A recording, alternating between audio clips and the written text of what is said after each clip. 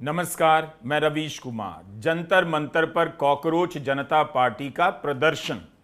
Inbox से लेकर social media पर एक ही सवाल, एक ही चर्चा, कितने लोग आए, प्रदर्शन किस लिए बुलाया गया।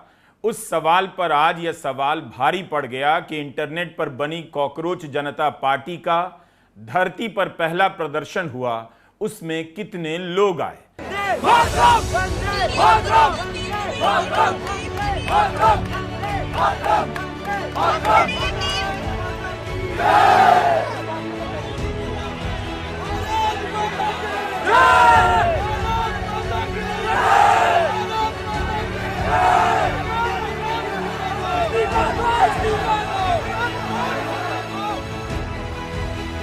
40 डिग्री तापमान, उमस भरी गर्मी, कोई कंकाल की तस्वीर लिए आया कि परीक्षा व्यवस्था की ऐसी हालत कर दी गई। किसी पोस्टर में धर्मेंद्र प्रधान के इस्तीफे की मांग, तो किसी पर लिखा था कितनी बार आएगी पेपर लीक वाली सरकार। इस पोस्टर में जवाबदेह सरकार की मांग की गई है। कई युवाओं ने कॉकरोच के मास्क पहने थे, मैं हूं कॉकरोच के पोस्टर ले आए थे। तब भी हम गिनकर नहीं बता सकते कि कितने युवा आए थे, क्योंकि इसमें पुलिस वाले भी गिन लिए जाएंगे, तब मेरी गिनती पर सवाल उठ जाएगा। कैमरे की हद में जहां तक दिख सकता है, जितना लग सकता है, उससे यही प्रतीत होता है। कॉकरोच जनता पार्टी के जमीन पर पहले प्रदर्शन में लोग आए थे। कितने लोग पर बार बार जोर देंगे, तो मेरा आपसे यही सवाल होगा, आप क्या उम्मीद कर रहे थे। इंस्टाग्राम पर कॉकरोच जनता पार्टी के 2 करोड़ से ज्यादा फॉलोअर हैं, तो क्या सभी को आना चाहिए था। अगर 2 करोड़ लोग सड़क पर आ जाते तो पुलिस क्या संभाल पाती। 2 करोड़ का 10% 20 लाख होता है, वह भी छोटी संख्या नहीं। तो किलो में, प्रतिशत में और गिनती में बताना मुश्किल है कितने लोग आए थे। जो दिख रहा है उससे आप भी अंदाजा लगाइए कॉकरोच जनता पार्टी के पहले प्रदर्शन में आने वाले युवाओं की संख्या कितनी है। क्या इतनी नजर आ रही है कि आप इसे खारिज कर दें। यह फैसला आपको करना है, फ्लॉप है या हिट है। लेकिन मेरे लिए यह सवाल बहुत महत्वपूर्ण है कि कितने लोग आए।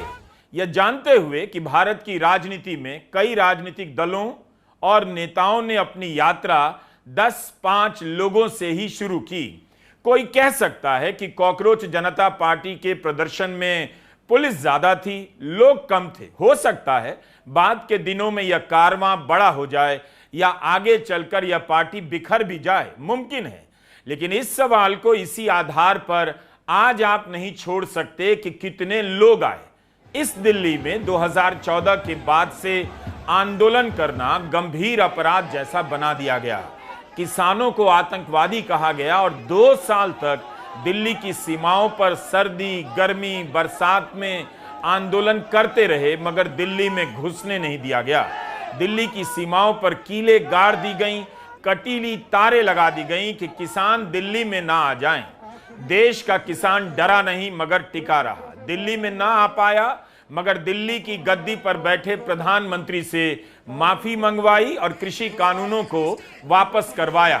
लेकिन दमन इसके बाद भी नहीं रुका। किसान आंदोलन से पहले इसी दिल्ली में नागरिकता कानून को लेकर आंदोलन हुआ।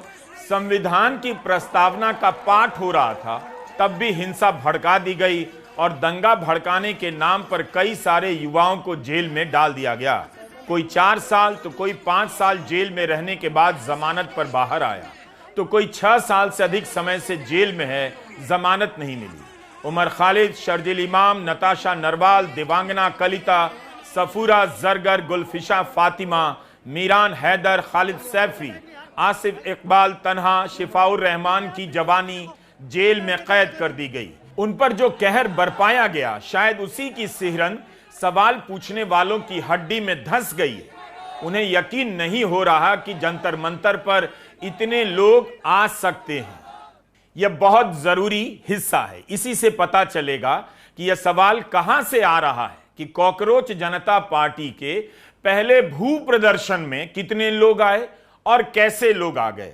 2014 के बाद से दिल्ली और देश भर में आंदोलनों का भयंकर दमन हुआ है।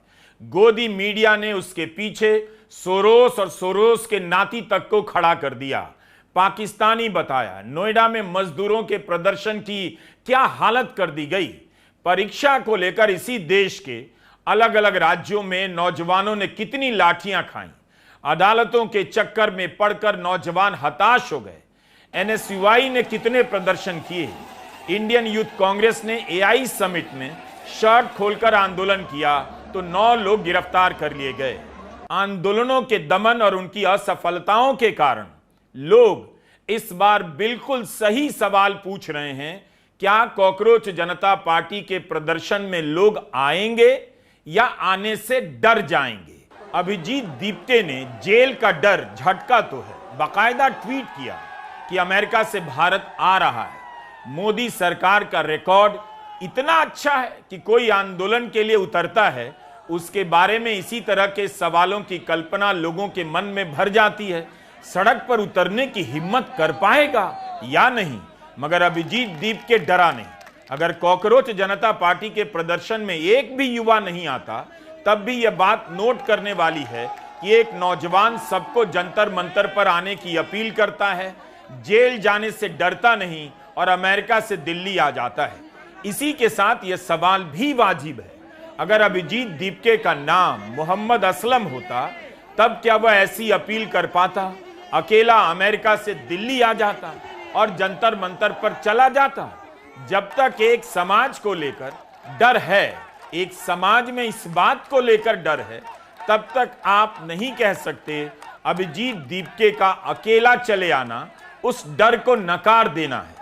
आप अभिजीत के साहस की निजी रूप से तारीफ कर सकते हैं, मगर डर तो तब दूर होगा जब अभिजीत या असलम कोई भी जायज सवालों को लेकर संवैधानिक तरीके से आंदोलन का आह्वान कर सके, कोई गद्दार ना कहे जेल में ना डाले। कि हमें प्रोटेस्ट पीसफुल करना है, शांतिपूर्वक करना है। बहुत सारे लोग हैं, बहुत सारी ताकतें हैं जो चाहते हैं ये प्रोटेस्ट फेल हो जाए। ये हम सबकी जिम्मेदारी है कि ये प्रोटेस्ट फेल नहीं होने देना है। इसके बाद भी अभिजीत दीप्ते ने डर को नकारा है। अभिजीत ही नहीं, अगर किसी वेदांत, सिद्धांत, निसर्ग को किसी से डर नहीं लगता, बहुत बड़ी बात है। भारत के इतिहास में, एंटायर पॉलिटिकल हिस्ट्री में पहली बार हुआ जब देश के बच्चे प्रधानमंत्री को चैलेंज कर रहे हैं, आपका सिस्टम गलत है। स्कूल के बच्चों से किसी प्रधानमंत्री को मात खाते आपने कम से कम भारत में नहीं देखा होगा। बच्चे आगे आकर बोल रहे हैं और प्रधानमंत्री नरेंद्र मोदी चुप रह जा रहे हैं। अभी तो सेकेंडरी स्कूल के बच्चे बोल रहे हैं। अगर धर्मेंद्र प्रधान का इस्तीफा नहीं हुआ, स्कूलों की हालत ठीक नहीं की गई, तो प्राइमरी स्कूल के बच्चे भी प्रधानमंत्री नरेंद्र मोदी से हिसाब मांगेंगे। सीबीएसई के मसले पर सीबीएसई के स्कूलों के एक प्रिंसिपल की आवाज सुनाई नहीं दी। एक ने भी नहीं कहा कि उनके छात्रों के साथ गलत हुआ। क्या यह शर्मनाक नहीं? बड़े बड़े स्कूलों के प्रिंसिपल डर के मारे चुप रह गए। उनके बच्चों का हक मारा जा रहा था, चूं तक नहीं बोल पाए। देश भर में शिक्षकों के इतने संगठन, उन्होंने क्यों नहीं कहा कि यह कैसा देश है जहां पेपर चोरी, पैरवी, सिफारिश से नौकरियां दी जा रही हैं, डॉक्टर, इंजीनियर बनाए जा रहे हैं। क्या यह कम खतरनाक नहीं?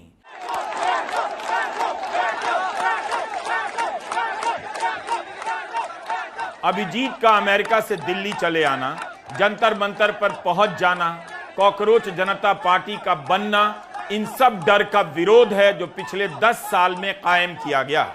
जिस डर से बड़ी बड़ी पार्टियां भरभरा गई, ईडी के डर से कांपते, थरथराते, किटकिटाते एंड गिड़गिड़ाते कितने ही विधायक, सांसद बेशर्मों की तरह अपनी पार्टी को तोड़कर बीजेपी में चले गए। सबको पता है क्यों पार्टियां टूट रही हैं। एक भी हेडलाइन आपको इस तरह की दिखी कि कांग्रेस, तृणमूल, शिवसेना के सारे ईमानदार नेता बीजेपी में जा रहे हैं? पत्रकार तक इस बात पर सीना ताने घूम रहे हैं कि मोदी शाह जब भी चाहेंगे किसी भी पार्टी, किसी भी सांसद को तोड़ देंगे।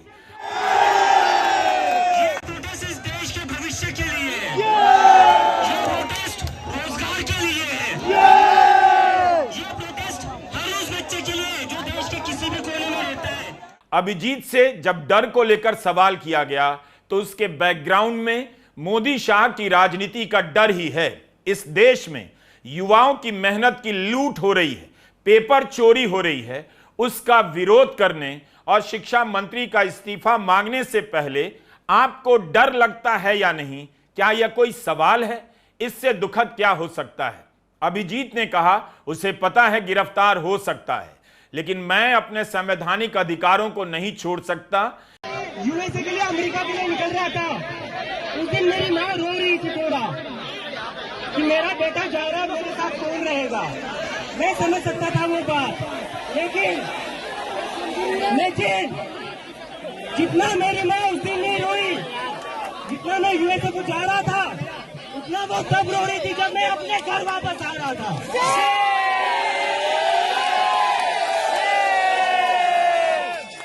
पिछले 2-3 दिन से मेरी माँ और मेरी सिस्टर रो रहे थे कि तू वापस चला जाएगा तो तुझे ये लोग अंदर डाल देंगे।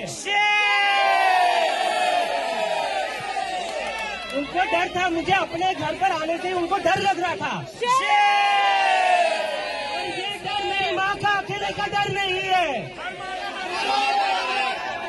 इस देश में जो भी बच्चा, जो भी स्टूडेंट, जो भी युवा पॉलिटिक्स के ऊपर बोलेगा, इस सरकार के खिलाफ बोलेगा, उस पर उसकी माँ को डर लगता है कि मेरे बेटे को ये कहीं अंदर न डाल दे।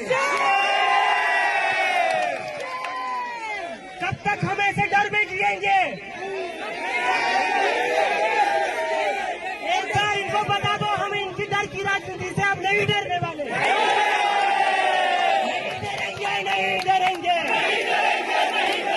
नहीं डरेंगे, नहीं डरेंगे, तुम्हारी राजनीति से हम नहीं डरेंगे। कॉकरोच जनता पार्टी के पहले प्रदर्शन से धर्मेंद्र प्रधान का इस्तीफा हो या ना हो, मगर इस्तीफे की मांग तो की गई। और इस देश के युवाओं को क्या करना चाहिए था? जिस देश में एक परीक्षा ठीक से नहीं हो पाती है, कोई राज्य नहीं बचा जहां पेपर लीक नहीं होता। इस देश की जवानियां परीक्षा देकर 2-2 साल नतीजे का इंतजार कर रही हैं। इतना खटारा हाल हो चुका है। इस पोस्टर को देखिए, प्रदर्शन के दौरान ही कॉकरोच जनता पार्टी के इंस्टा हैंडल पर जारी किया गया।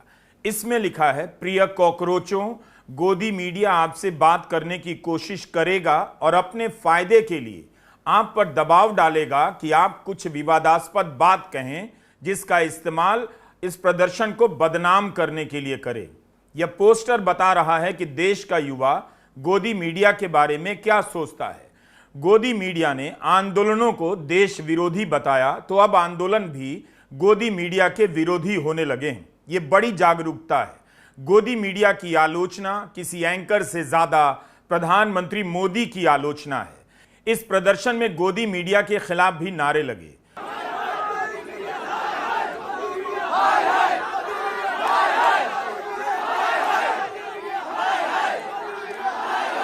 दुनिया भर की मीडिया और यूट्यूबर ने इस आंदोलन को लाइव कवर किया। इस आंदोलन को लेकर सवाल पूछे जा रहे हैं कि सांप्रदायिकता पर क्या स्टैंड है, अभी क्या है, आगे चलकर क्या होने वाला है। उन युवाओं में भी मुसलमानों के खिलाफ भयंकर नफरत है, जाति का जहर है, और उनका सवाल केवल परीक्षा या पेपर लीक तक सीमित नहीं रह सकता। भारत का लोकतंत्र सांप्रदायिकता के कैंसर से जब तक मुक्त नहीं होगा, परीक्षा चोरी से मुक्त नहीं हो सकता। जो भी इस सवाल से भाग रहा है और कह रहा है कि हम सिर्फ परीक्षा में पेपर लीक के खिलाफ जमा हुए हैं, उसे पता होना चाहिए कोई भी राजनीतिक आंदोलन एक मुद्दे का नहीं होता। अगर आप कॉकरोच जनता पार्टी से यह सवाल करते हैं कि सांप्रदायिकता पर उसका क्या स्टैंड है, उसका और उसके समर्थकों का, तो आप बिल्कुल सही काम कर रहे हैं और इस सवाल का यही वक्त है। यह मसला गली गली में युवाओं को दंगाई बना रहा है, हत्यारा बना रहा है, जेल भेज रहा है। जिस देश की जवानी एनकाउंटर की मांग कर रही है, जिनकी माएं गलियों में घूमकर एनकाउंटर की मांग कर रही हैं, उस देश की जवानी सांप्रदायिकता के सवालों से बचने की कोशिश करेगी तो कीचड़ से बचते हुए नाले में गिर जाएगी। अभिजीत दीप्ते ने कहा कि 10 साल से हिंदू मुस्लिम चल रहा है, युवाओं को हिंदू मुसलमान में फंसाए रखा गया। क्या हिंदू मुसलमान की राजनीति से देश में नौकरियां मिल रही हैं? अभिजीत ने यह कहा तो है, मगर यह मामला भारत की राजनीति की बुनियाद बन चुका है। भारत की राजनीति का एक ही चेहरा है और वह है सांप्रदायिकता, जिसे लोग राष्ट्रवाद बताते हैं, जिसे लोग अब प्रगतिशील समझाते हैं। उम्मीद है अभिजीत दीपके से इस पर और कठोर सवाल किए जाएंगे, क्योंकि नफरत के प्रति समझ इसी एक लाइन से नहीं बन जाती कि धर्म की राजनीति से नौकरी नहीं मिलती। नौकरी मिल गई तो क्या धर्म की राजनीति सही है? तब भी गलत है। इसीलिए अगर आपके मन में इस तरह के सवाल हैं कि अभिजीत दीपके को पुलिस ने परमिशन कैसे दे दी, सही सवाल है। पिछले साल दिसंबर में 10 दिन पहले मनरेगा संघर्ष मोर्चा ने प्रदर्शन की अनुमति मांगी, नहीं दी गई। पिछले साल नवंबर में प्रदूषण को लेकर युवा ही गए प्रदर्शन करने, पुलिस ने 22 युवाओं को हिरासत में ले लिया, जेल भी भेजा गया, जो हवा में जहर के खिलाफ बोलना चाहते थे। तो कॉकरोच जनता पार्टी को परमिशन कैसे मिल गई? क्या आपके मन में यह भी सवाल है कि कॉकरोच जनता पार्टी के पीछे कहीं सरकार तो नहीं? वाजिब है या नहीं, यह सवाल जरूर पूछिए। यह भी ध्यान में रखिए कि इस आंदोलन में शिक्षा मंत्री से इस्तीफा मांगा जा रहा है, प्रधानमंत्री मोदी से सवाल पूछा जा रहा है। अगर आपके मन में यह सवाल है कि आरएसएस तो नहीं है, वो सवाल भी पूछिए। अगर आपके मन में यह सवाल है कि पहले से मौजूद पार्टी के लोग तो इसमें शामिल नहीं, तो आप गलत नहीं।